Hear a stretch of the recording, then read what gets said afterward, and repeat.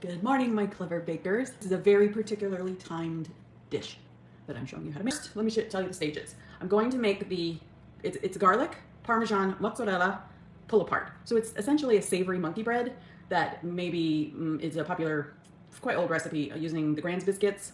I used to make them. My mom made them for years. At Christmas time, my grandma did. And I took over that tradition and I make them, but I don't use the Grands because I'm snobby like that. And I want to control the ingredients. So this is essentially the same dough as the Grand's biscuits, but it's a bit more complex. Pillsbury, I think it makes Grand's. They do the 2 rises for you. So this is the scratch method of making that dough. Now, we're going to fill it, which you don't do with monkey bread. You just sort of coat it. I'm going to fill and shape the dough balls that go into the bundt pan that rise the second time and make this lovely fluffy monkey bread that you put in the oven. What is that? Alexa, stop. I don't know what that is. Okay, it's weird. Alexa saying good morning to me. Yeah, give me the weather report. That's handy. Anyway, I have a timer going, so I want to make sure that wasn't it. So, where was I? The second proof, or the second rise, it is filled, and then you pop it into the oven after the second rise, and I'll go through all the details, and then you come out 45 minutes later, or 50 minutes later, depending on your oven, with some delicious, savory monkey bread, which is not sugar and cinnamon. It's garlic, because I love garlic, mozzarella, Parmesan cheese, and a bunch of seasonings and herbs. I'll go through all that a bit later. But you know me, I like garlic, so it is garlic heavy. But I made one yesterday, which is the picture you saw. Oh my God, it's so good. Smelled like a garlic farm in here yesterday. So good. And I was WhatsApping with my mom, and she saw it, and I pulled it out of the oven, and I pulled it apart immediately because I can't wait. Warm bread is my favorite thing, and warm anything. And when it's steamy, and I pulled it apart, it was super hot, and she blew on the camera. she blew on the camera because she saw the steam rising. Oh. And it was so good, it was really hot, but I made some adjustments because the filling sort of stays in the middle depending on how you shape it, which again, I'll go through that. But you can shape it really any way you want. You can make these flat and stack them. You can roll them into balls, like I'm going to show you, and put them in a bundt pan, which is technically the pull apart part. So let's get cracking. So the first thing we do is you gather your ingredients. I'm using my 5-quart KitchenAid mixer, which is fairly small in my arsenal of mixers. I have 2 8-quarts, and I have a Bosch. Bosch will just kill this. It's too powerful. So I'm using the typical 5-quart KitchenAid. You can use 6-quart, whatever you want. This is not that much dough for a mixer. I doubled it in the 5-quart mixer, and it was fine, plenty of room. And I'm also using the dough hook. I'm also using bread flour. You can substitute all-purpose flour, but I will tell you, as we have discussed many times about flour, the more you work it, the more you activate the gluten and therefore create a more dense, tight structure of protein. So I'm using bread flour, but there's so much rise, and there's 2 rises. The first one is 60 to 90 minutes, and the second one is 45 minutes. So I'm using bread flour because I like a stronger, more dense bread. You can use all-purpose flour, which will give you a fluffier texture to, not brioche, but pretty close. If you like that, I do. It's great, but that's not what I'm working on here. So I did the same thing. Use bread flour on all 4 of them that you will see the different stages of. And I'll talk about those stages as we go along. So we're gonna mix the first batch of ingredients, which I'll go over. Then we're going to prep it for the first rise, which is 60 to 90 minutes, and I'll explain why that's such a big range. Then we're going to shape, once it's after the first proof, then we're going to fill it, shape it, pop it into the bundt pan that's been prepped, and cover it for the second rise, which is 45 minutes. And then when that's done at the second rise, then you pop it into the oven. So I'm going to be putting a batch that's already, it's doing its second rise now. Actually, I'll take this off the hook and show you what's happening for the second rise. Now this is skipping around a little bit, but again, it's in the interest of showing you what's actually happening so that when you get to these stages, you'll know. So you see that? Now, this is an 8-inch pan. It's not a bundt pan. And I have a cake cone in the center that is metal. It's a Wilton. We've used these for bigger diameter cakes, like 12-inch, 14-inch. You need some metal thing in the center so that the center of the cake will cook. So that's an 8-inch pan, and it has the cone in the center, but you can see all of the dough balls are in there. Now, proof and lovely, nice and fluffy. Oh. Yeah, so that is the, oh, let me turn around. That's the second proof. So I'm gonna turn the camera down. We're gonna get cracking on our first step, which is gathering the ingredients. I've already scaled them, getting them ready. I'm gonna talk about them, putting them in the mixer to mix them up, which takes some time, and we'll talk more about that in a bit as we get going. Then we're going to wrap it, put it in our prep bowl to cover it, and put it in the proofing drawer. I don't have a proofing drawer, I have an oven. It's set at 170, then I turn it off. And it has a great gasket, and as you saw in that second proof batch, it keeps the heat in there, but don't put it up to 350 and turn it off. That's way too hot. Put it at 170, or your lowest setting your oven will go. If it has a proof setting, perfect. Turn it on, leave it on. But mine doesn't, so I put it the lowest setting, 170. Once it reaches temperature, turn it off. Don't open the door until you need to put your dough in there. Otherwise you'll let the heat escape. All right, so, oops. So here's my mixing bowl. And then I have my dough hook that we're using today. And I have all of my ingredients scaled. We're using salted butter, omit the salt. Then I have 4 grams of garlic powder, because I love me some garlic, and Italian seasoning, just because I had it. You can substitute anything you like, tarragon, turmeric, curry. I mean, it's limitless. Just may not pair that well with mozzarella and Parmesan. But I think everything does. So 2 grams of this, and this is dried. Now, you could use more of the actual, I like the Italian seasoning because it's a mix of things. You can just use the fresh of those ingredients. You need more of it. The dried is more concentrated, so I've given you the scaling amounts for dried, as you saw.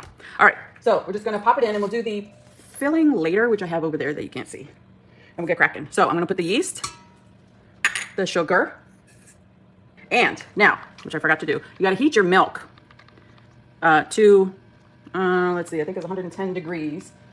Because you don't want to put cold milk into your yeast. It's not going to do anything. You need the heat to help the yeast grow. The sugar helps the yeast grow. And we want it in about 5 minutes to be frothy, which means, I'll put that on for 15 seconds. You want the yeast to be frothy. When it's frothy, you know that your instant yeast is good. It's not old. That means it will work.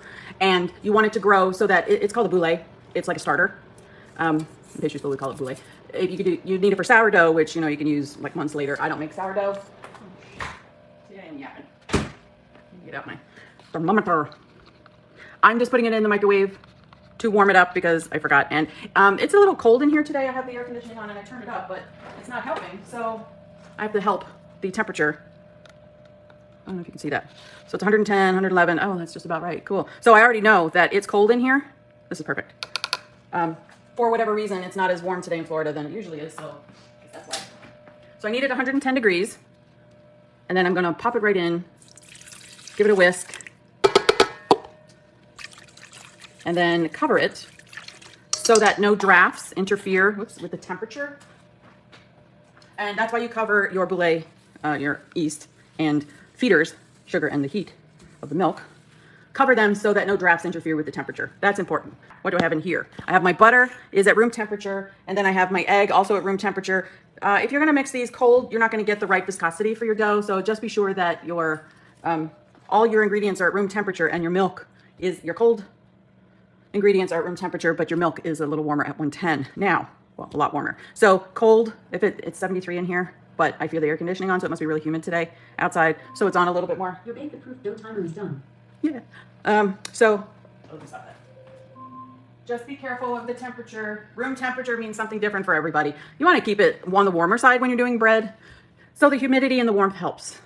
Now we're working on our, from the beginning, it's a boule, which is the yeast, the sugar, and the warm milk in the mixer, and it's covered so that it keeps the heat and is not impeded by any draft. I have the air conditioning on. It's a bit cooler than usual. All my other ingredients are scaled, room temp, ready to go. Yeah.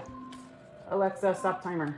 Which one was that? Oh yeah, that was this one. So I set it for 5 minutes, and now we have frothy boule. It's a starter. You can see the yeast is frothy, it's puffy, that's perfect. Now I can proceed with, let me move this, mixing the ingredients, the rest of them. So I have the butter, unsalted butter. Might actually be a little bit cool. I could have warmed that up a bit, which I just did before I started. Whatevs. My egg, 1 large egg. I don't like to leave anything undone. I scrape it all. And I put my dried seasonings in here and my flour as well as my salt. I'm just gonna unceremoniously dump it in. And that's going to sit a while. I'm gonna move this out for my next stage.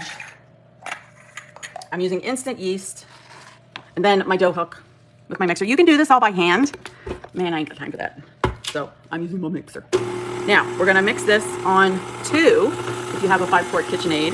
Speed 2, because we don't wanna sit here all day. And we're gonna time it for 3 minutes. I'm looking at the clock. So that this is just the initial mixing, gathering all the ingredients. You can do this in a bowl with a wooden spoon or silicone spoon and do it by hand. I don't like to, so I'm gonna turn it up. Now I'm using bread flour, not all-purpose flour. This bread flour allows me to work this a little longer and a bit more tough than all-purpose flour. You have to be really careful with all-purpose flour. It's like a brioche. It's more delicate because you'll activate the gluten and then you'll get something tough, and it's not even as good as with bread flour. So I'm just mixing, I'll turn it back down.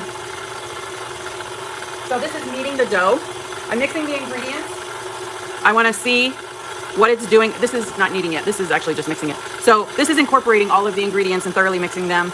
You could whisk your dry ingredients together. That would incorporate a little more, but it's a little, it's soft. It's meant to be soft, and it's a little sticky. So I'm gonna take 1 teaspoon of bread flour, one at a time, and add it because I want it to pull away a bit more from the sides than it is. Don't go adding a 1/4 cup or 1/2 cup of flour. You're just changing the whole thing. You don't want to do that. Do it a little bit at a time because it's a fine balance of what you need.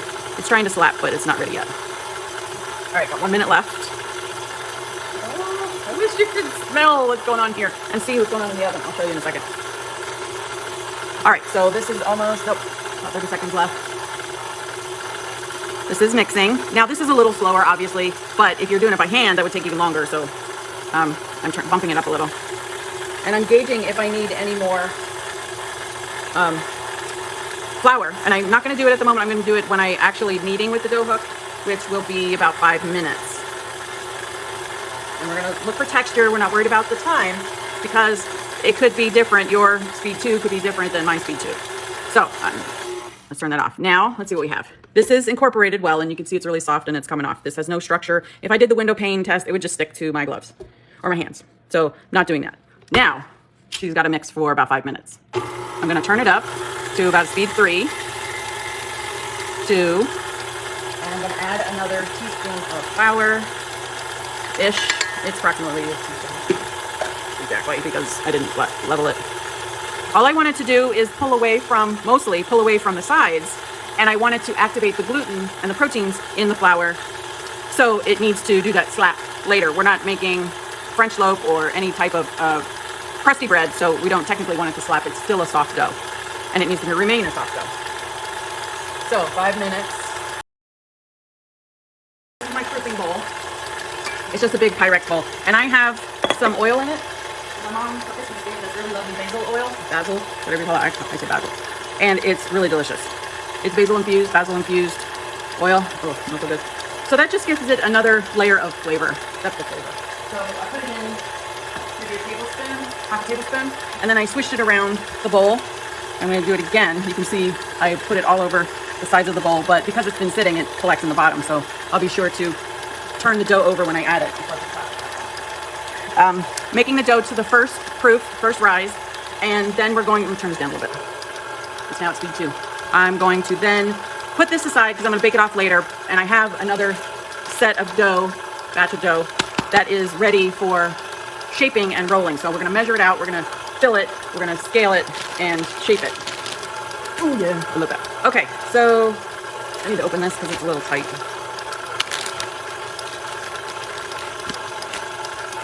Yeah, and I want to save, now I'm going to bake it up later. Let's put it aside. All right, so we're still waiting for this for the 5 minutes. I have a time, and we have just about ready. Bowl scraper, because the rounded end, what happened here? Oh. That got stuck on something or cut. I do not use things that are cut. So this is molded plastic, and that is not cut. So that's what I want. So this is the shape of the bowl, and I scraped my dough out. This looks pretty good. Now, how can you tell if it's done? It's going to be a little sticky, but most of the, oops, you can't see that. It's going to be sticky, but it mostly comes off. Don't do it till it's, this is maybe a little overworked. I can't see it. This, well, I'm also wearing gloves, so if I took off my glove and put it on there, it would probably stick a little bit. So this is perfect. This was exactly 3 minutes and then 5 minutes on speed 2. If you use the low speed or the stir speed on your 5-quart, you'll need to go a little longer. Don't do it any faster than that. I don't usually, because it overworks it. You won't get the things mixed properly. So slow and steady, get the beautiful mix. All right, taking this off, put this aside. This is lovely. And I'm just scraping the bowl to get it to be one ball. Now, I don't shape this. I'm doing it right now. So anytime you touch the dough, you are activating the gluten. So just be mindful of that. Let me get my proofing bowl. And I'm going to unceremoniously scoop this right in. Scraping out the bowl. See how the scraper is the shape of the bowl? I'm sure you all know that. But I don't like the ones that have the sharp edges. I wouldn't use my bench knife for this because you just end up scraping your bowl. I do not want metal shards in my food. There. So I have the oil on the bottom. Just give it a turn. And that's it. Then I'm going to cover this with plastic. Cover it with plastic, and then I'm going to put it in the proofing drawer. By proofing drawer, I mean my oven is on the lowest temperature it will go, which is 170, because I don't have a proofing setting. And I put the saran wrap in plus one that way and one that way so that it covers all, because this is a pretty big bowl. But I want to give it room to grow. This will stretch, so it's not super tight, but it's not too loose either that there's a gap. You don't want a gap.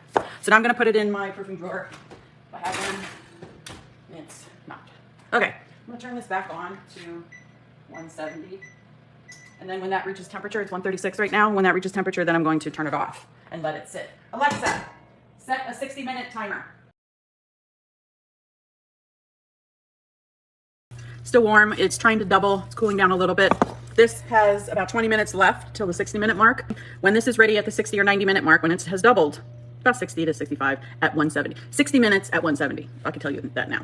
If you have cooler temperatures, it'll take longer. Don't do warmer. It's going to take shorter amount of time, and you're activating it too fast, and that's not good. This is like a balloon. All right, so I'm going to lightly dust my surface. I have my, so this dough, the bowl from the first proof, and it's nice and fluffy because it doubled in size. Whether it's 60 minutes or 90 minutes, depending how cold your proofing drawer is, or if it's sitting out at room temperature and it's 70 degrees, that's pretty cold. That's a very slow grow. So you'll need 90 minutes. You want it to double in size, right? So once, this is not doubled in size, this is punched down. So once it's doubled in size, you're ready to take it out. I'll show you later when this one is done. You punch it down and you scrape it out of the bowl. Then you're left with this. So this is my dough. It has come to room temperature, and I'm gonna get my bench knife and I'm gonna cut off pieces. Let's measure this. 584, it's almost 600, so I think, Alexa, what is 584 divided by 12? 584 divided by 12 is approximately 48. Yeah, so it's about 49 grams per dough ball to get the finished product. So this is way too big. So you just measure it, it's too big, and just cut it off. I don't mind that there are these little slices, there's 49, and just set it off to the side. That's too much. Now I have these, which is pretty good, 48, 49, whatever. Too much. Take off a hair. I cut it, you can pull it, but you're activating the gluten, so just be aware of that. And I set it to the side. I've dusted my counter lightly. And again, I don't care of the shape right now because I'm gonna shape it. I'm gonna show you 2 ways to shape it. This is a really nice dough. It's not sticking, but it's still soft. Yeah, don't, I hate when I get so particular about this. It's not really necessary. Just put your smaller ones on the bottom because the heavier ones need the most heat to grow. So I put those on top. If you do it the other way, no problem, but you're gonna get the smaller ones are gonna burn. Close enough, it might work. Didn't cut enough, I can't see it. So I have a habit, I wanna just go with it, so I tend to measure all my dough balls first. That's faster, instead of cutting, because the more you pick up another implement, the slower it takes till it's finished. Time is money. Yeah, close enough. That's too much. Not enough. Yeah. Let's see how many I have. 2, 4, 6, 8, 10. I get 11? What? How does that math work? Siri or Alexa? Yeah, now we're good. Okay. That should be pretty close. Put that on the last one. So you can pinch it if you like. All right, now what do I have? Let me measure that one. Cool. 2, 4, 6, 8, 10, 12. Woo! Worked. Set that aside. Now, let's talk about fillings. A little bit. So I have my mozzarella and Parmesan cheese. I have about 110 grams. What I do is I put 90 grams of mozzarella and then add the rest for Parmesan to however much you want. And it's Kirkland's Costco. These, this is my favorite. But again, I'm not a vampire. I wouldn't make a good one because I love garlic. And probably like 30 grams in there.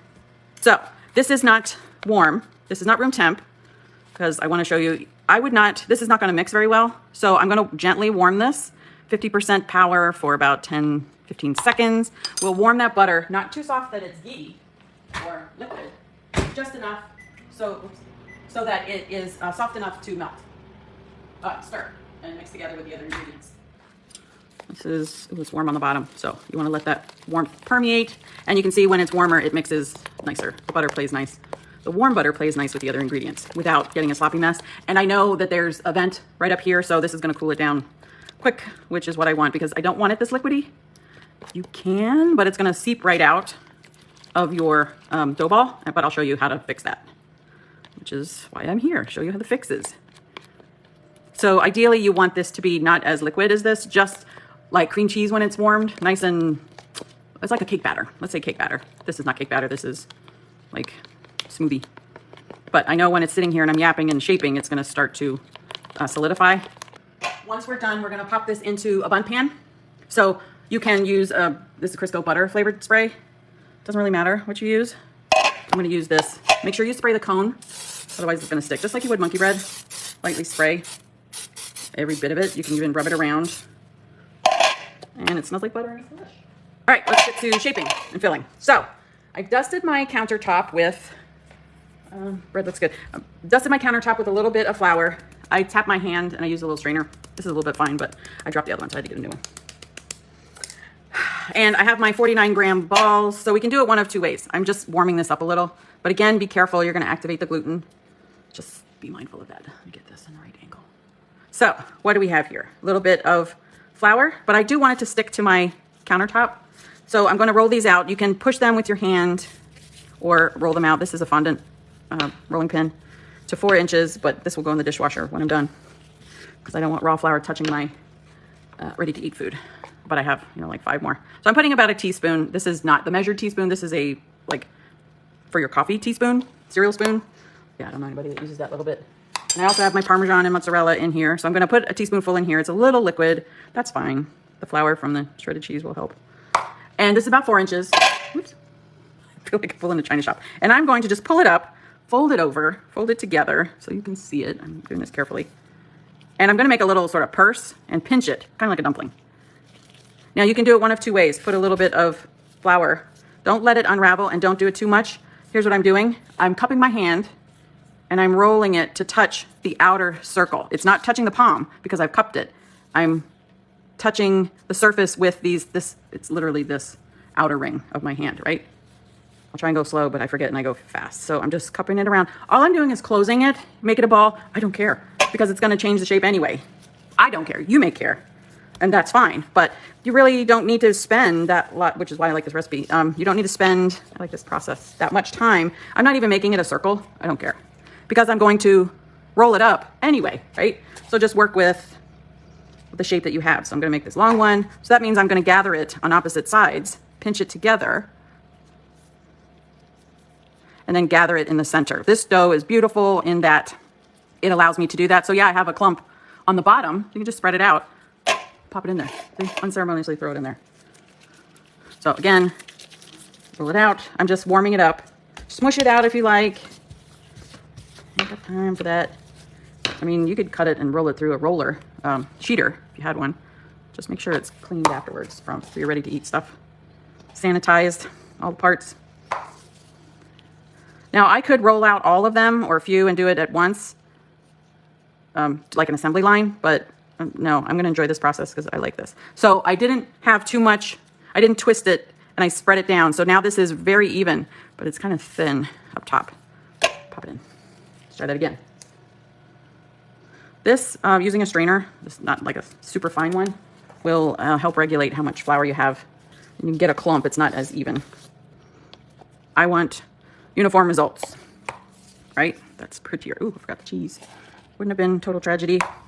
Because I can put cheese on it later, which I did this morning. Took off a piece, popped it in the microwave with covered in cheese, and then I see it twist it. But flatten that out because that's a lot of dough in the one spot, and close up any, just pinch it. It's a lot of dough in one spot. Just getting some flour. So you see I didn't even mix that together because you're gonna roll it and it may tear apart, but it's gonna be crowded with the other one, so I don't care. It's not really gonna, it's a whole lot of fuss for nothing because it's gonna be clumped in together with the other friends. You're gonna help each other stay together. Now, if your filling does leak out a bit, that's okay. As long as your pan is well oiled or greased, it shouldn't stick. This is a non-stick pan. It tends to stick, but that's why I greased it really well. Probably should have used a bit of oil in it, like in the batch that's in the oven. How much does that have? 10 minutes left. So I'm just rolling it out to roughly the same. That's a little bit much. I run out. That's okay. Just fill it with cheese. Close it over, pinch it together. Now I'm going to go fast because I have to get cracking. This is going to proof for a second time, which is 60 minutes in my proofing drawer set at 170. Fold it over. Again, that's a little long, but that's okay. Pinch together like a dumpling. I twist it and I pop it in there. I'm not even shaping them like you would dinner rolls, but that was the motion I showed you. You can even just spread this around if you don't want too much filling, but that's going to seep out because you can't really close it.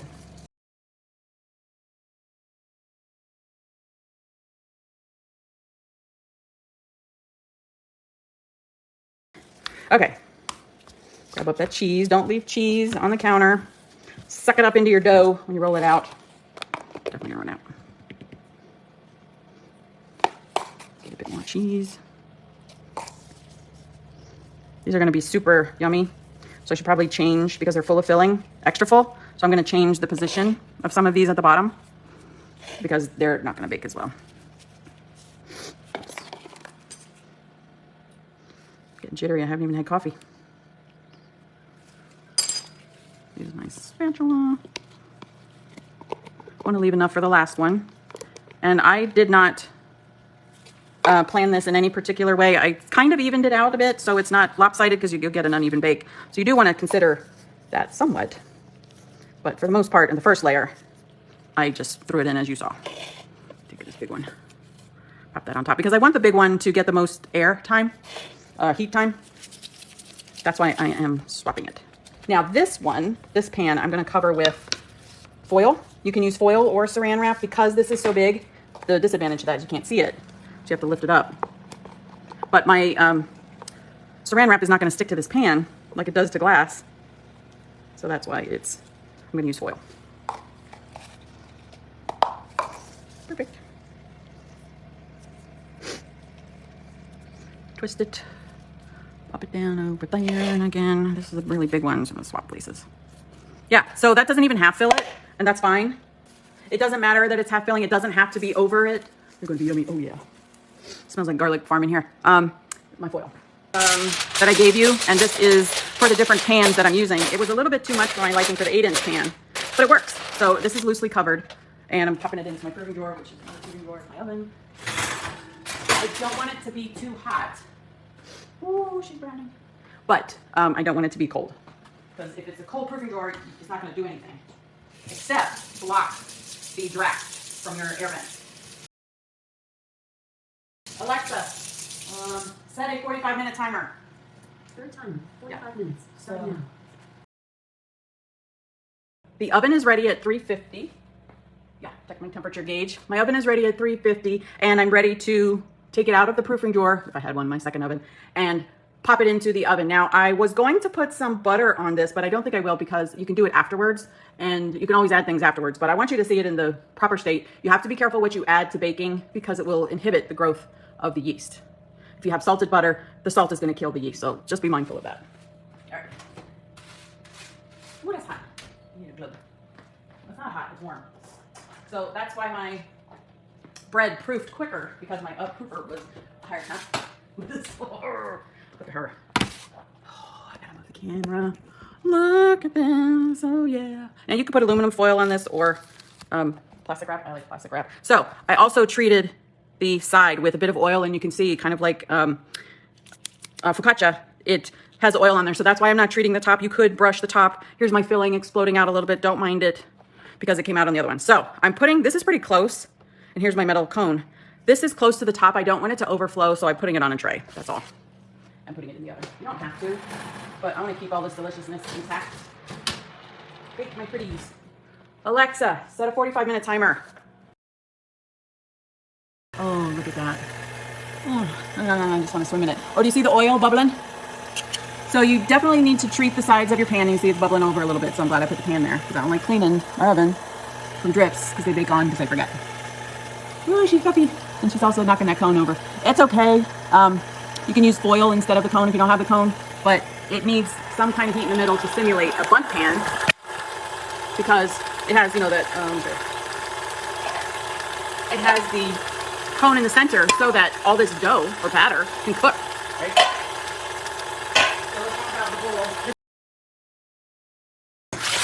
Look at her, holy moly. That is looking so delicious, I want that. Yeah, so, I'm gonna streak it a little to loosen it. And see, because I used oil this time. Oh, you hear that? Oh, and she's done. Oh, okay. Let's get 2 plates. All right, so why 2 plates? Because one, you're gonna turn it over this way, and the other one, you're gonna turn it back. So use the plate that's not gonna be the pretty one first. Wait, let me get my other glove. I really don't want my trial gloves melted to my hand because this is super hot. Now, you see this cone moved a little bit? Don't care. It provided the heat necessary for the center. It's okay. That's all I wanted it for. Oopsie. Come on. These are really just clumsy.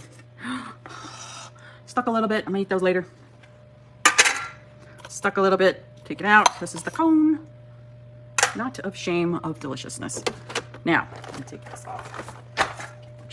This is my pretty plate. It has a leaf design on it. I'm gonna flip it over again. I'm gonna move this hot pan out of the way. La la.